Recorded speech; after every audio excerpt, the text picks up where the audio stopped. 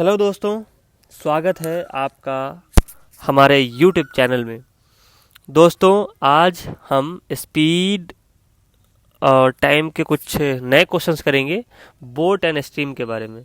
दोस्तों, boat and stream को जानने से पहले सबसे पहले हम उसके बेसिक कॉन्सेप्ट को जान लें तो ज़्यादा अच्छे से हमें समझ में आएगा। दोस्तों, हमें बोट एंड स्ट्रीम को जब भी जानना है तो आप लिख लीजिए, उसमें दो चीज़ों का ध्यान रखना है। सबसे पहला जो टर्म है वो है speed of boat in still water. Still मतलब रुकी हुई पानी के अंदर। मान लीजिए x किलोमीटर पर आवर की स्पीड चल रही है, ठीक है।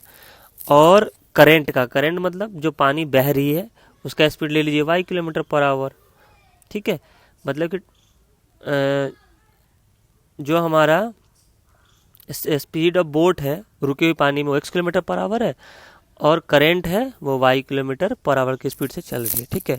तो हमें दो टर्म मिलेगा, एक तो अप स्ट्रीम, एक डाउन स्ट्रीम। अप स्ट्रीम क्या होता है कि धारा के अगेंस्ट चलना।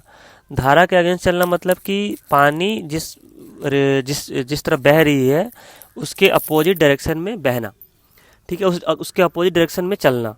दूसरा है डाउन स्ट्रीम। डाउन स्ट्रीम होता है कि धारा के साथ साथ चलना, मीन्स जो पानी जिधर की तरफ चल रही है, जिस डायरेक्शन में चल रही है उसी डायरेक्शन में बोट का भी चलना। तो एक बात बताइए, जब भी बोट पानी के डायरेक्शन के साथ चलेगी तो उसकी स्पीड बढ़ जाएगी। क्यों बढ़ जाएगी? क्योंकि पानी का डायरेक्शन भी स्पीड भी है और बोट का भी स्पीड है, तो इस वजह से दोनों की स्पीड बढ़ जाएगी। तो ऐसे सिचुएशंस में जब डाउन स्ट्रीम की बात आएगी, डाउन स्ट्रीम, तो आपको क्या करना है, दोनों स्पीड को प्लस कर देना है। किसको? बोट और करंट के, ठीक है। और जब अप स्ट्रीम की बात आएगी, अप स्ट्रीम की, तो उसमें क्या करना है, आपको माइनस कर देना अप स्ट्रीम, क्योंकि हम अगेंस्ट जा रहे हैं। तो इस बेसिक कॉन्सेप्ट को आपको ध्यान रखना है, फिर उसी पे हम सारे क्वेश्चंस कर लेंगे बोट एंड स्ट्रीम के। देखिए दोस्तों, speed of boat in still water and speed of current are 10 kilometre. हमने क्या लिखा? बोट की जो है 10 किलोमीटर, मतलब एक्स है हमारे पास 10 kilometre per our, and speed of current मतलब वाई है हमारे पास 2 किलोमीटर पर आवर, ठीक है, respectively. Find the down stream speed of boat. Down stream, ठीक है। डाउन स्ट्रीम मतलब पानी के साथ साथ जो नाव चल रही है, इसका मतलब क्या है, दोनों का स्पीड हम प्लस कर दें। 10 + 2 12 किलोमीटर पर आवर, मतलब कि टोटल स्पीड कितनी होगी? 12 किलोमीटर पर आवर, ठीक है। तो ये कितना आसान है। अगर वही अप स्ट्रीम पूछता तो क्या करते हैं हम? 10 - 2 8 kilometre per our.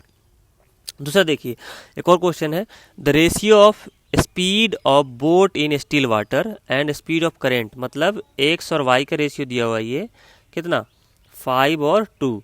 Find the ratio of speed of boat in downstream and up stream. Down stream मतलब एक्स और वाई को क्या करना है? प्लस। 5 और 2 कितना हो गया? 7। और अप स्ट्रीम मतलब क्या करना है? माइनस। तो 5 में से 2 घटा दीजिए 3, तो आ गया हमारे पास इसका भी आंसर 7/3, ठीक है।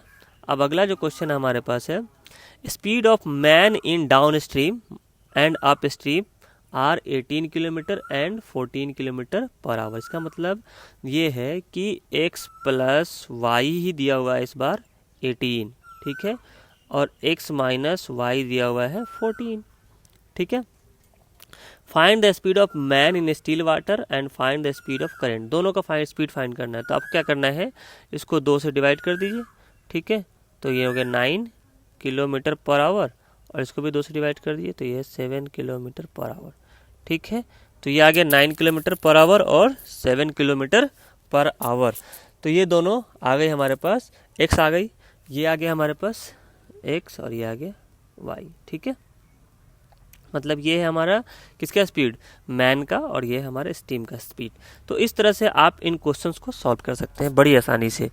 दोस्तों, अगर हमारा वीडियो आपको पसंद आया हो तो हमारे चैनल को लाइक करिए, सब्सक्राइब करिए।